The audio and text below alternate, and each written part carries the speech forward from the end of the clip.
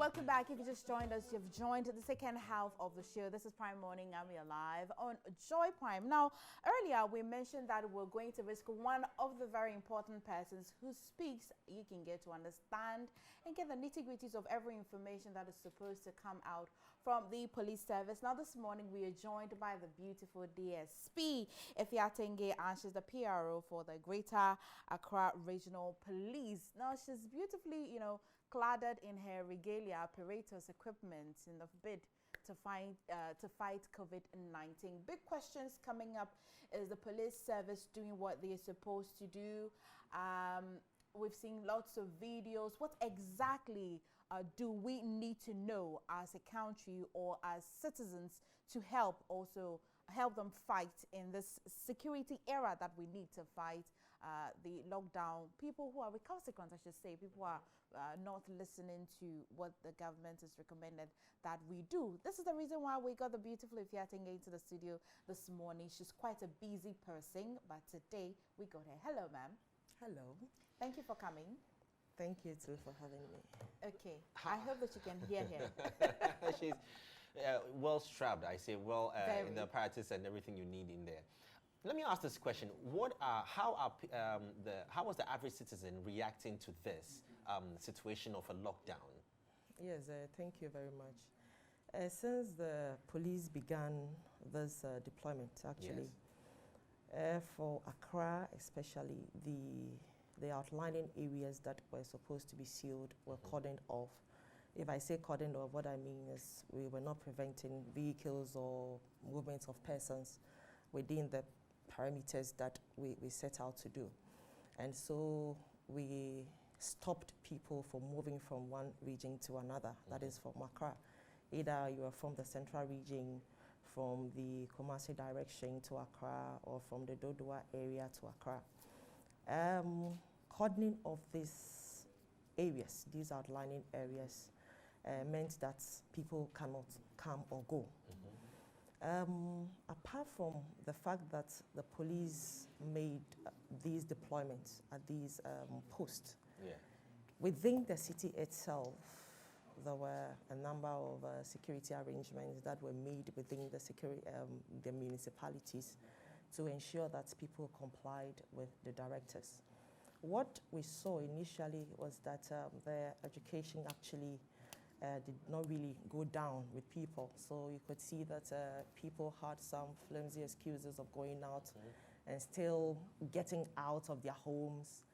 And so we had to use some time, to get people educated, get them understand the entire exercise, get them to know that whatever we're doing out there is for their own sake and that they should comply with them.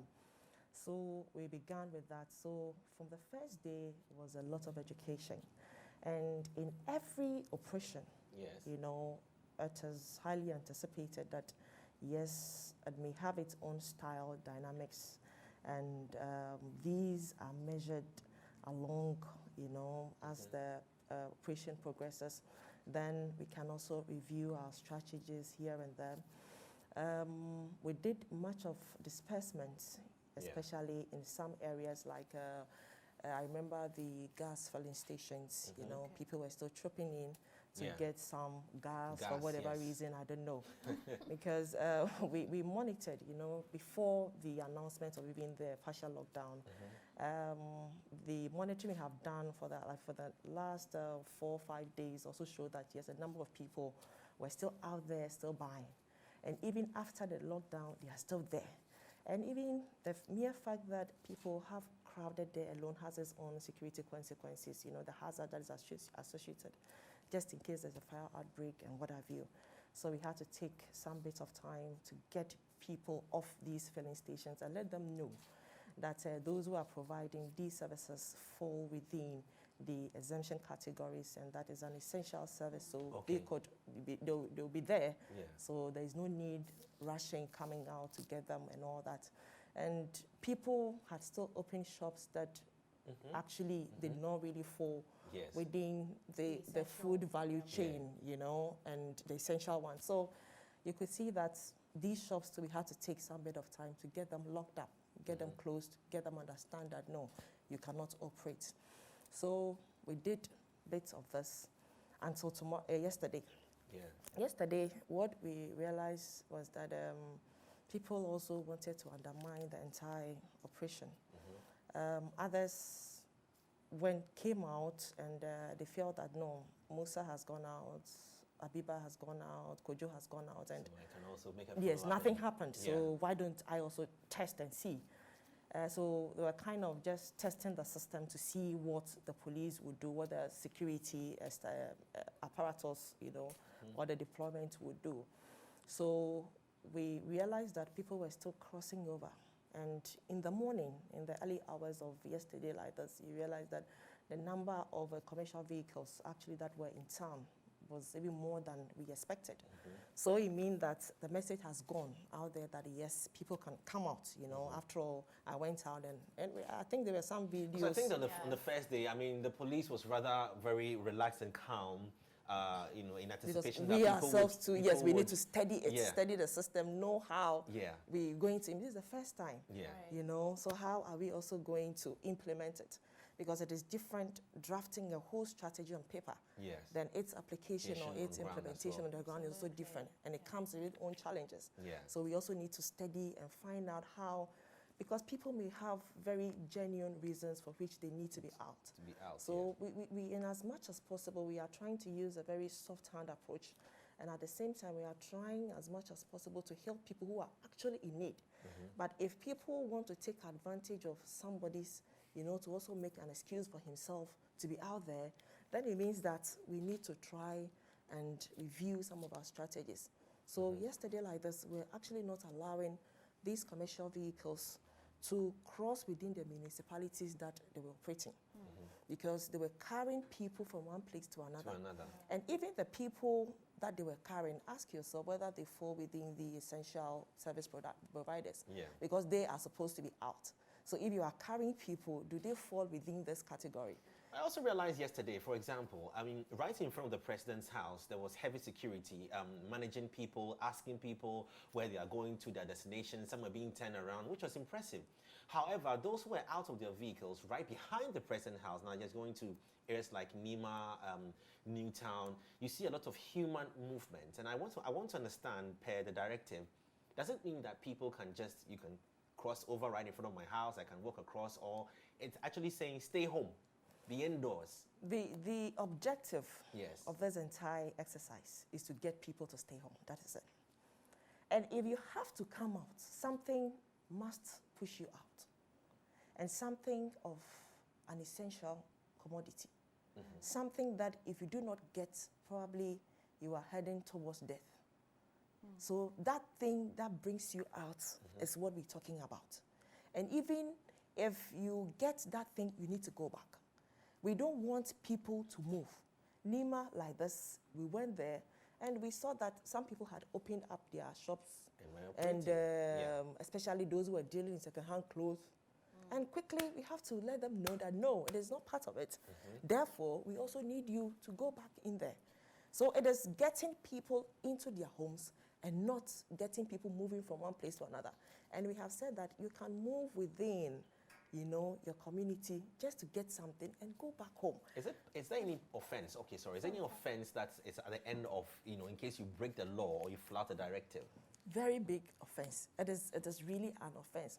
I think that the government actually had a very good plan in place. We are doing the enforcement bit of it.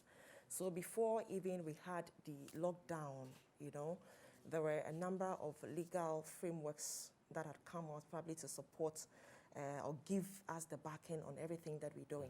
That is why we had the imposition of restriction law. That is the 10th law that had come, 2020. And in this law, in this new act that has been passed, if anybody should break any part of this law, you are supposed to be arrested and prosecuted. I'm even happy that that was it 3 days ago, we had the Chief Justice coming out with a number of designated courts that people who offend this law are supposed to be tried, And even the punishment alone, not less than 1,000 penalty units. That's the minimum. Not less than 1,000 penalty units. And now penalty unit, I know, is 12 Ghana cedis, so multiply by 1,000. Do your arithmetic there and let's see. And the maximum alone is 5,000 penalty units for anybody who breaks any parts of this law, who violates the law. Oh, wow. And if you are to be imprisoned, there too, you have a minimum of 4 years. Minimum of 4 years. Wow. And a maximum of 10 years. Wow. Or together with the imprisonment or both. And this is provided by the Section 6 of this imposition of restriction law. So you can see that whatever we are doing is backed by law. We know that this is going to have some human rights restrictions and what have you. But it is for the national interest of each one of us. It is for your own interest. As we are out there, what we are saying is that stay home and let us work for you. We don't want a situation where you come out and you compromise your safety. First of all, your health, safety, you expose yourself to the health risk out there. Neither do we also want you to also come and infect the frontline workers who are working for the safety of everyone. That is all we are asking for, in as much as possible. Let's try and stay home. Earlier you mentioned about education. What would you say is the major challenge? Is it the fact that a good number of citizens in this country are ignorant or they're overwhelmed by the situation? And the follow-up question will be that what do we depend on? What instruments are we depending on to measure if this person is going for an essential? Is it totally on the or dependent on the discretion of the police officer or the military? Yes, for the education, we are saying that is a novel disease, a pandemic. And so people actually do not really know, you know, for the police, my first time I've been seeing this as a police officer. So where do we start from? You know, how do we apply what we're doing? How do we get people to be in the best way of safety? And we realize that it may not be so much ignorance. It is one thing communicating a message, and it is another thing getting people to understand and comply with what we're doing. If you talk to me and I don't understand you, I don't get the import of your message, definitely I am not going to give you a desired response. Yeah. So if people do not understand, they may react to it differently. If people also think that they have to stay home for their own good, I believe that they will stay home. Yeah. And the communication came in. I know the Ministry of Information did very good work. A lot of interaction here and there. Now, the disseminators, you get the information. Others also need it, probably in their own languages, to have a better appreciation of what we're talking about. So it is diverse. It may have different impacts on people and how they will also respond to them. So we realized that, no, this is the first day. Let us try. Also add what we know. Yeah. You know, because sometimes we would use a lot of discretion, you know, having come in contact with somebody who really needs to have an essential service, you know. So we were doing a balance of discretion in as much as we also want people to comply with the entire exercise. Just a quick one. So if you are out there, you're watching the show, we are joined here this morning by DSP Afia Tenge. I have the name right, didn't I? Yes. Of course. And if you have questions as well, you can call us on 0246 807 983. Once again, it's 0246 807 983. Now, on the back of that, we are told that Kaswa seemed to be a problem area. We are hearing that, you know, some persons were deliberately, some of the commercial drivers were deliberately informing some persons that they could actually travel because nothing is really happening in there. What is the situation there now? Yes, before I come to Kaswa, you know, Kaswa falls under Central Region. Okay. Exactly. So it limits me into going there to find out what is, because my jurisdiction is just Accra. Okay. I thought probably would be part of the No. It's not part. Once you cross Kaswa, the toll booth. There are demarcations. You know, there are jurisdictions. Our area of operation does not cross to Kaswa. Kaswa is also for another region. That's the Central region, exactly. So they are managing that bit of it. But before then, you asked the question of how do we identify, you know, people. Yes, we have said a number of times that if you work within this exemption category, definitely you should have some form of identification. It can even be your pay slip. It can even be, let's say, an identification card. You know, that is very important. So we try as much as we can to let people, you know, especially managements of organizations who are offering these essential services, to provide their staff with some form of identification. If we are convinced that what you are telling us is true, you know, we have a lot of some high level of dishonesty, you know, from what we have realized so far amongst people. People wouldn't say the truth. There's this video that went where I said, oh, I told the police I was going to get medication. I was actually not so. I just want to come out to see what is happening out there. Ah. Why would you do something like that? So it tells us that, no, are we getting something right? Are we doing something that you're not supposed to be doing?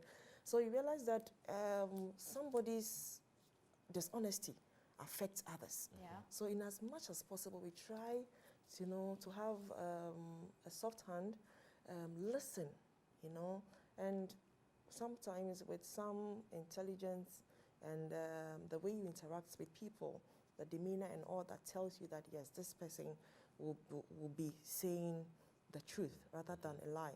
So mostly it has been of discretion, but whatever you have to prove that you are an essential worker is permissible. You know, we allow some of these things for people to go.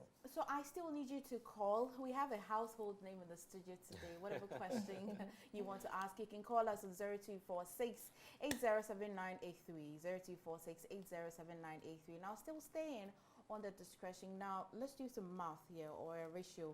Which one is really difficult and which one are you having challenges with? Persons who genuinely do not understand or probably haven't had the real import of the message the government or the situation is like, or persons who are just stubborn. Which one is outweighing the other? I think we have, apart from the fact that after the education, even by the end of this exercise, people will still not understand. You know, whatever you do, it's a human society, and some of these things are, you know, expected. But apart from that too, I can see that people are still stubborn. Right. You know, yes, they wouldn't want to comply. They still think that, but I remember the first day like this when we were around Wager. There was this gentleman who came, and the moment he saw the cordoning, you know, he started ranting, oh, but President did not say this. President said 1 o'clock. Why are people blocking us from going? Is this 1 o'clock? And he was so furious. And he said, this is my right, I have to go. Yes, we understand that is your right. 1 o'clock meant 1 a.m. Yes. Right. And to him, it should be in the afternoon. Oh, boy. So he didn't understand why the police was there. Yes, please let me hold you on there. We have a caller on the line real quickly. Kojo calling from North Legon. Good morning. Oh, we lost Kojo on there. So we had to call him, educate him. And I said, oh, really, is that it? Oh, thank you very much. Yes. So he goes also there to also support the entire exercise. You understand? If he had a different understanding, because of the engagement with the police, he goes out there to also educate one of you. I remember there were some elderly folks that who were in some community in Accra here around the coastal belt. And when we went, we realized that some of the youth in the areas were playing ball, they were still fraternizing with each other, you know, they were still on their normal game. So we had to get them dispersed. And it was actually these elders who said, oh, actually we didn't know, you know. So they had even said that we were going to ensure that these directives are well complied with. There's also another bit of understanding the working relation between the military and the police, which I want us to come to. But we have a caller from Upper East, I'm Not told. your jurisdiction, Emmanuel. but we have a caller from Upper East here. Emmanuel, good morning. Hello.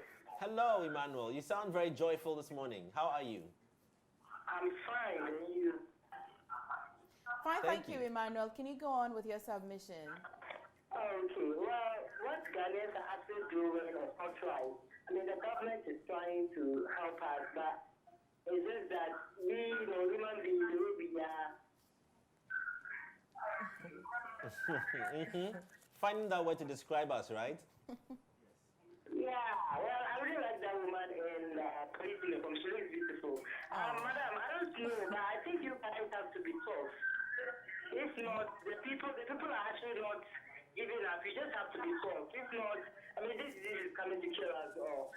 Okay, all right, Emmanuel. Thank you very much. She says that the police have to be tough. We need to be tough. I told you that we are following a Yeah. table of gradual deployment and Yeah. acceleration of force. Yeah. It will depend on the situation on the ground, okay? But in as much as possible, I think that we are using much of humanitarian, approach in Yeah, dealing to with this. this, And so we want to remain within the limits of the law. If I have a better option of arresting you, getting you being prosecuted for you to pay, heavily for your disobedience or for your non-compliance, I think I have won in that regard. And even if we have to use any force, I think there are certain parameters within which we have to use the force.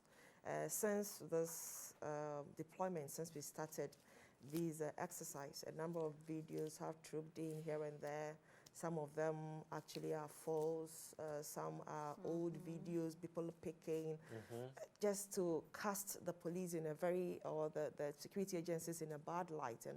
Some others will actually provoke you into seeing whether you have that self-restraint so that they can make a case out of it, Videos really good So viral, sometimes you think about it and you go like, what are we doing? Yeah.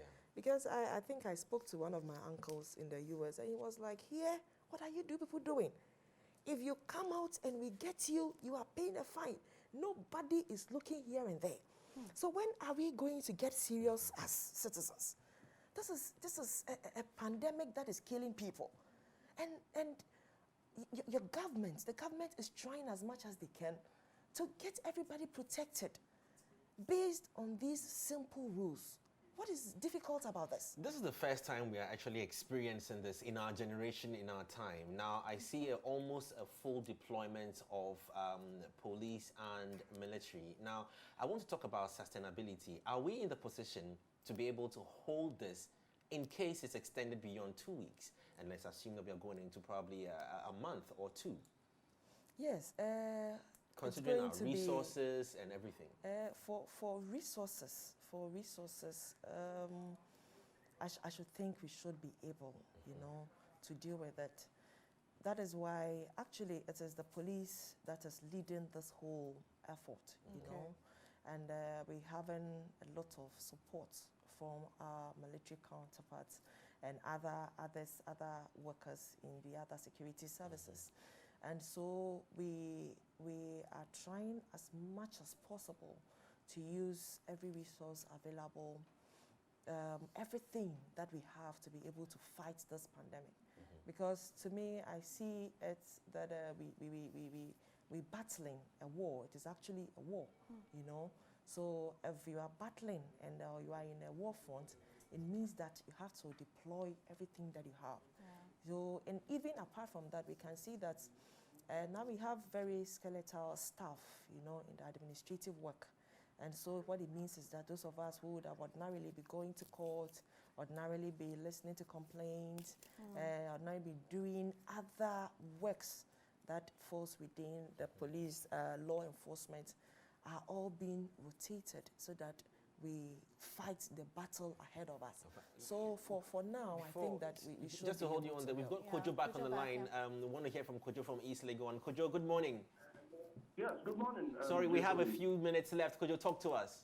Yes, good morning. I have a genuine concern, J. Foley. Please share. I drive a Bolt, yeah? You drive?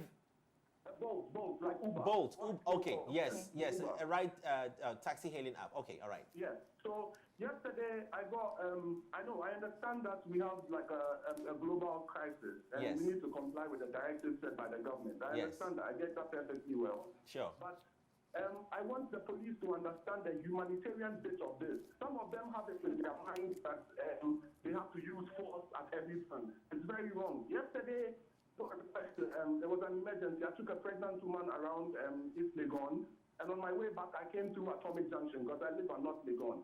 And the police won't let me through, no matter the explanation I gave them. And one of the comments that the guy passed was that, don't entertain these ones. And in my mind, there's discrimination with the Uber drivers. What have we done? I thought you said we are supposed to give an essential service, and that's exactly what we're doing. So I don't understand the comments the guy passed about there. And try that like this, he won't let me pass. So I have to go use the UPSA area. And the policewoman that was stationed there also said, "Moso Mundani and Daddy, Uber drivers, Mundani and Daddy." I don't get this. Can you furnish us properly with this particular area? Which police barrier was this?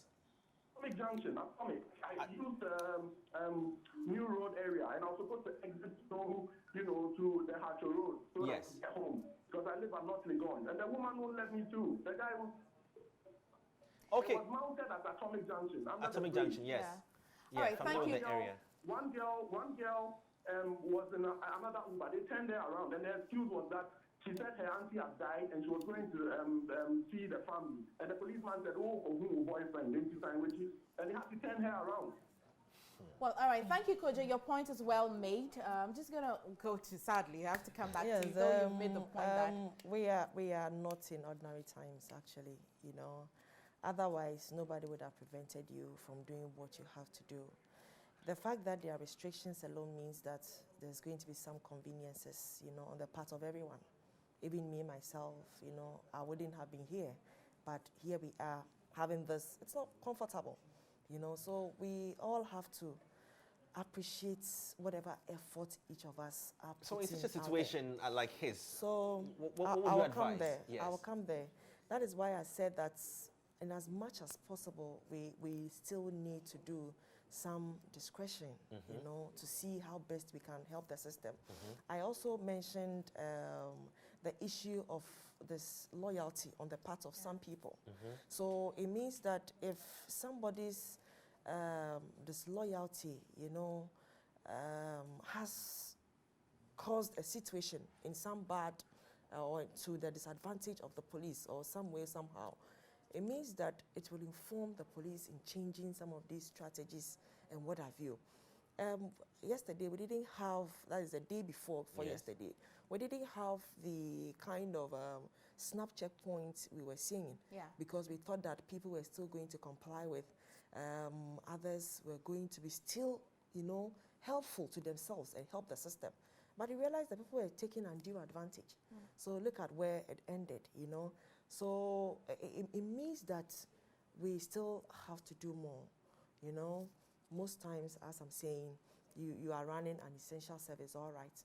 But what you were saying, that picking a pregnant woman is key, is valid.